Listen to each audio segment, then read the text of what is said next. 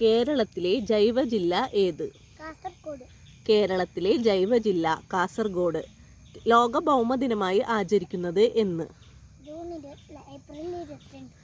ലോക ഭൗമദിനമായി ആചരിക്കുന്നത് ഏപ്രിൽ 22. മണ്ണിനെ കുറിച്ചുള്ള പഠനശാഖ അറിയപ്പെടുന്നത്? മണ്ണിനെ കുറിച്ചുള്ള പഠനശാഖ അറിയപ്പെടുന്നത് പെഡോളജി. കേരളം വനം വകുപ്പിൻ്റെ ആസ്ഥാനം എവിടെയാണ്? കേരളം വനം വകുപ്പിൻ്റെ ആസ്ഥാനം തിരുവനന്തപുരം. ഏറ്റവും കൂടുതൽ വനഭൂമിയുള്ള ജില്ല ഏത്? ഏറ്റവും കൂടുതൽ വനഭൂമിയുള്ള ജില്ല ഇടുക്കി. ഏറ്റവും കുറവ് വനഭൂമിയുള്ള ജില്ല ഏത്? ഏറ്റവും കുറവ് വനഭൂമിയുള്ള ജില്ല ആലപ്പുഴ. സിംഹവാലൻ കുരങ്ങ് ധാരാളമായി കാണപ്പെടുന്ന പ്രദേശം? സിംഹവാലൻ കുരങ്ങ് ധാരാളമായി കാണപ്പെടുന്ന പ്രദേശം സൈലന്റ് വാലി. കണ്ടൽ വനങ്ങളുടെ സംരക്ഷണത്തിന് നേതൃത്വം നൽകിയ കേരളീയൻ ആര്? കണ്ടൽ വനങ്ങളുടെ സംരക്ഷണത്തിന് നേതൃത്വം നൽകിയ കേരളീയൻ കല്ലേൻ പൊക്കുടൻ.